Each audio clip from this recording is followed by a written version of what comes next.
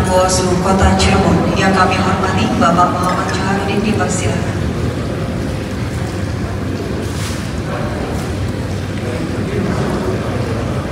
Bismillahirrahmanirrahim. Assalamualaikum warahmatullahi wabarakatuh. Selamat siang menuju sore. Salam sehat untuk semuanya.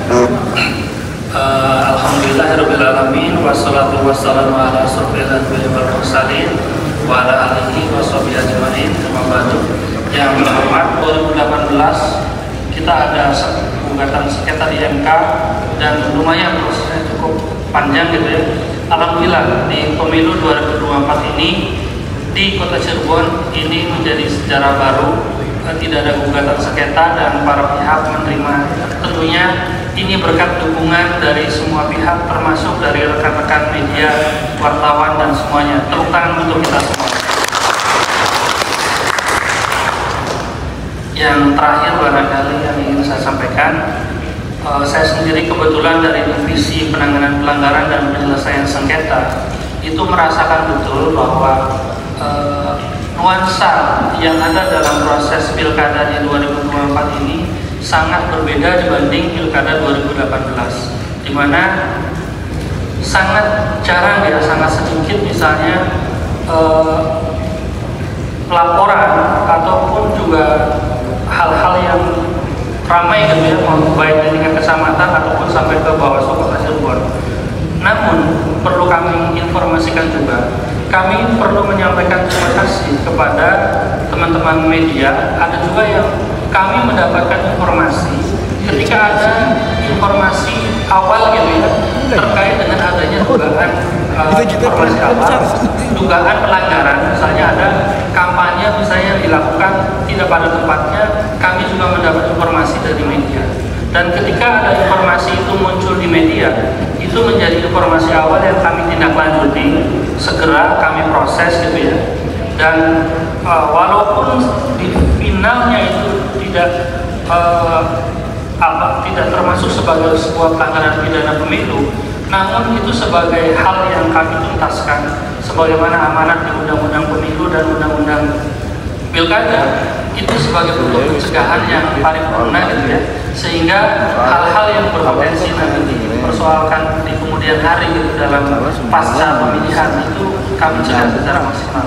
Jadi sekali lagi kami sampaikan terima kasih kepada teman-teman media yang sangat proaktif untuk terlibat dalam proses pilkada ini.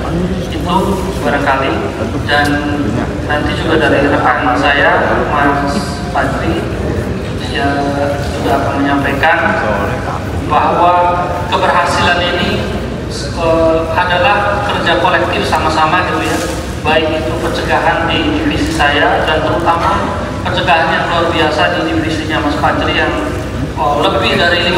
Nanti beliau menyampaikan berapa banyak pencegahan yang disampaikan dan himbauan yang diberikan serta saran perbaikan, nanti beliau akan menyampaikan. Demikian juga nanti Bu Ketua akan menyampaikan tentang apa yang menjadi harapan kita bersama ke depan dan sekaligus apa yang akan dilakukan oleh Bawaslu ke depan pasca pemilihan. Apakah Bawaslu akan cuma apa kata istilahnya lapor wasikin dulu magabu gitu, makan gaji buta? Insya Allah tidak. Bawaslu tetap akan menjalankan pengawasan daftar pemilih ya, dan juga kegiatan pendidikan politik dan lain-lain yang akan disampaikan nanti oleh Bu Ketua. Terima kasih, itu saja yang dapat saya sampaikan. Kurang lebih mohon maaf.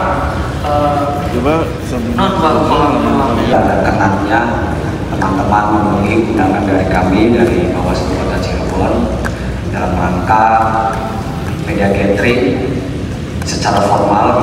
Kalau secara suasana kebatinan hitung-hitung reuni, karena saya sama Mas Johar juga adalah bagian dari teman-teman yang sebelumnya berada di lapangan gitu ya, bertugas sebagai jurnalis. Baik, tadi sudah disampaikan oleh Mas Johar beberapa hal terkait dengan apa saja yang telah dikerjakan oleh Bawaslu Kota Cirebon. Tentu kami sangat bersyukur karena kita semua telah melewati tahun 2024, tahunnya kontestasi politik, yang mana kita harus melaksanakan pesta demokrasi sebanyak 7 jenis pemilihan. Kita di 14 Februari 2024 telah melangsungkan 5 jenis pemilihan, dari mulai pemilihan presiden, pemilihan anggota DPR RI, DPD RI, DPRD Provinsi, dan DPRD Kota Cirebon. Dan setelah selesai dengan berbagai dinamikanya, kita juga harus langsung menyambung kerja-kerja pengawasan dengan persiapan pelaksanaan pemilihan serentak 27 November 2024, yang mana pada hari Rabu 27 November itu kita melaksanakan 2 jenis pemilihan, yaitu pemilihan gubernur dan pemilihan wali kota. Nah, memang dari 2 jenis pemilihan ini dalam hal pemilu dan pilkada serentak, kita mengalami 2 situasi yang berbeda dan cukup signifikan. Sebagaimana diketahui, pada saat pemilu Februari 2024, khususnya pilek, kita harus menyelesaikan tahapan pilek khususnya untuk DPRD Kota Cirebon itu di Mahkamah Konstitusi, karena adanya satu partai politik peserta pemilu mengajukan sengketa hasil Mahkamah Konstitusi, dan diputus 1 TPS dilakukan pemungutan suara ulang dan 1 TPS lainnya dilakukan pemungutan suara ulang. Nah, kondisi berbeda terjadi di pilkada serentak 27 November kemarin, karena kami dari Bawaslu terus melakukan upaya penguatan jajaran dan perbaikan di berbagai lini, sebagaimana yang diinstruksikan oleh jajaran Bawaslu RI maupun Bawaslu Provinsi Jawa Barat. Mengingat Kota Cirebon adalah satu di antara beberapa daerah yang mendapatkan julukan langganan sengketa di MK dan langganan pemungutan suara ulang KPSB, sehingga Bu Ketua dengan sangat tegas melakukan upaya penguatan di seluruh jajaran, baik Panwaslu Kecamatan, Panwaslu Kelurahan atau Desa, dan pengawas TPS. Dan hasilnya alhamdulillah, sebagaimana kita ketahui, pilkada 27 November kemarin berlangsung dengan sangat smooth, sangat lancar, dan di akhir tidak ada perselisihan hasil yang diajukan ke Mahkamah Konstitusi. Nah, oleh karenanya hal itu kami dari Bawaslu Kota Cirebon untuk disampaikan kepada teman-teman media, selama seluruh tahapan pilkada serentak kemarin kami telah mengeluarkan sebanyak 69 upaya pencegahan yang teradministrasikan melalui surat himbauan. Banyak pihak yang kami sampaikan himbauan dalam konteks untuk menaati aturan seluruh regulasi tentang pilkada, baik itu Undang-Undang Nomor 10 2016 maupun peraturan KPU yang mengatur di setiap tahapannya. Satu di antara surat himbauan yang kami terbitkan, mungkin teman-teman media juga mendapatkannya, adalah kami menghimbau dan mengingatkan kepada unsur media massa terkait dengan jadwal pemasangan iklan calon kepala daerah yang pada saat itu sudah ditentukan melalui PKPU yang mengatur tentang jadwal kampanye. Dan alhamdulillah kami pastikan tidak ada satupun media massa yang melanggar dalam konteks jadwal kampanye di media massa. Nah, selain sebanyak 69 upaya melalui surat himbauan yang itu juga dikirimkan kepada TNI Polri, pemerintah daerah, partai politik, partai pengusung, tim kampanye, pasangan calon wali kota, wakil wali kota, dan tim kampanye calon gubernur, wakil gubernur, juga kepada 10 stakeholder. Satu di antaranya adalah perguruan tinggi. Kami juga melayangkan himbauan kepada seluruh perguruan tinggi yang ada di wilayah Kota Cirebon berkaitan dengan diperbolehkannya ketentuan kampanye yang menggunakan fasilitas pendidikan. Dalam hal ini batasannya adalah perguruan tinggi. Nah, di sisi lain kami juga mengeluarkan sebanyak 10 saran perbaikan kepada penyelenggara pemilu, penyelenggara pilkada, dalam hal ini KPU, berkaitan dengan hal-hal yang kami pandang kurang tepat dilakukan oleh jajaran KPU.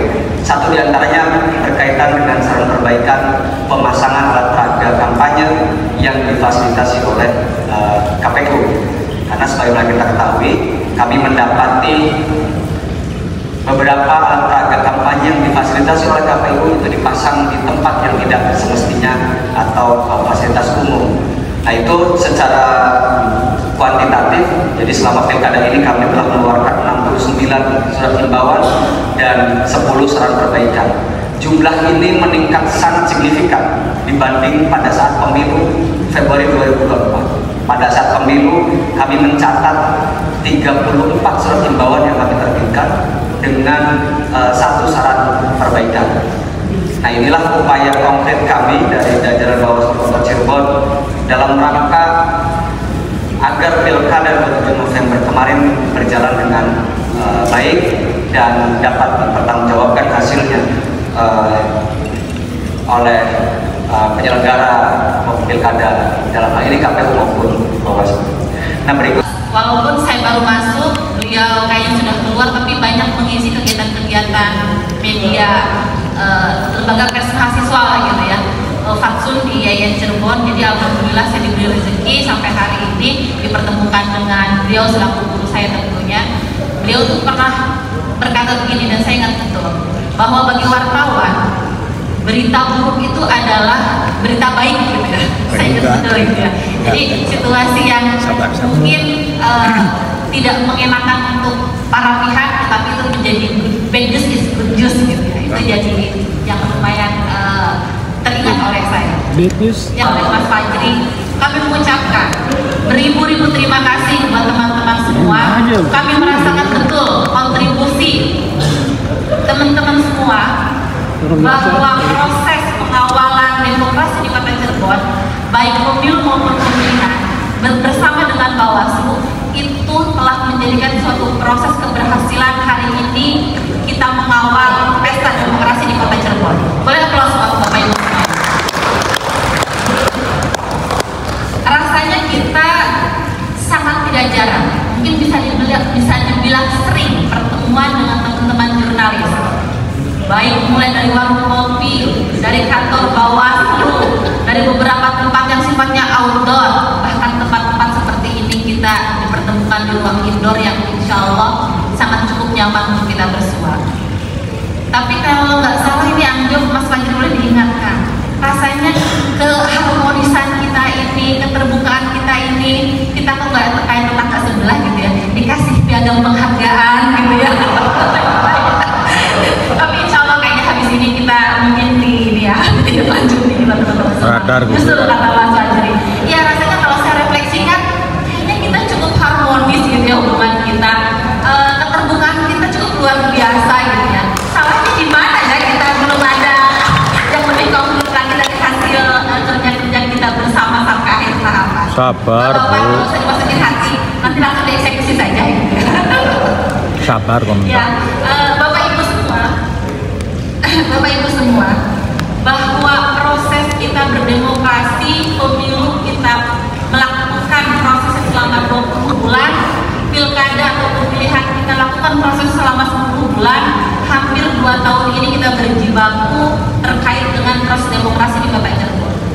Bahwa tadi Pak Jo dan Mas Fajri sudah menyampaikan bagaimana proses pengawalan pengawasan kita dalam konteks pesta demokrasi ini membawa berita yang positif, angin segar, mungkin ini bisa dijadikan pijakan ke depan gitu ya.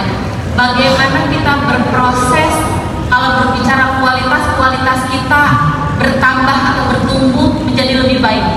Ini saya simpulkan hasil dari beberapa kali kita pertemuan dengan para musbida yang menyampaikan betapa puasnya hasil kerja-kerja penyelenggara pemilu, khususnya dari teman-teman Bawaslu. Bolehlah puas kalau mau. Nanti bisa diperdalam oleh Mas Helmi selaku akademisi. Kira-kira refleksi kita apa dan ke depan seperti apa? Yang mana selalu teringat betul mantan Ketua Bawaslu RI menyampaikan ketika saya sampaikan di forum nasional bahwa proses pengawalan demokrasi di Kota Cirebon sampai di titik ini kita tidak ada tidak ada sengketa perselisihan proses maupun hasil di pra MK maupun pasca MK, itu menunjukkan bahwa sudah cukup dianggap berhasil.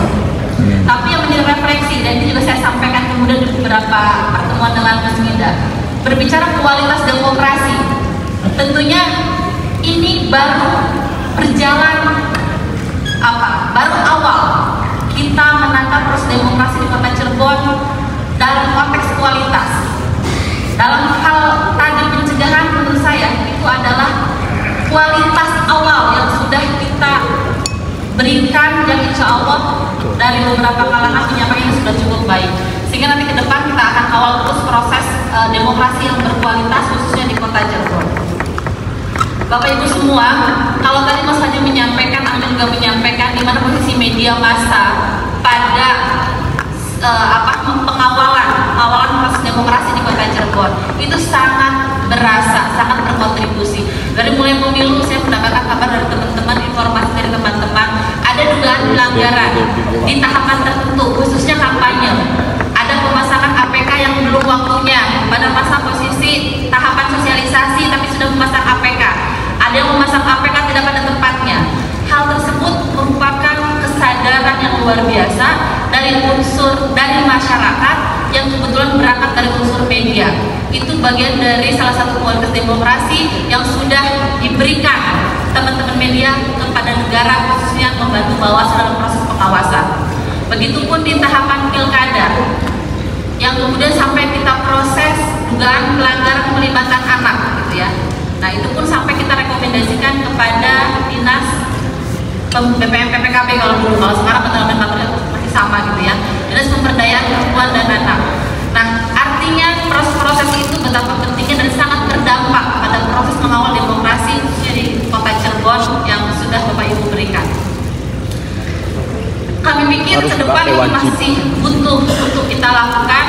Kami memandang pemilu dan pemilihan tidak hanya terjadi pada hari H saja, 14 Februari, 27 November, tetapi perlu rangkaian yang harus kita bangun sehingga nanti di saat hari H itu atau bahkan saat sudah terpilihnya para pemimpin, kita betul-betul bisa berkontribusi untuk membangun pemilihan berkualitas di Kota Cirebon.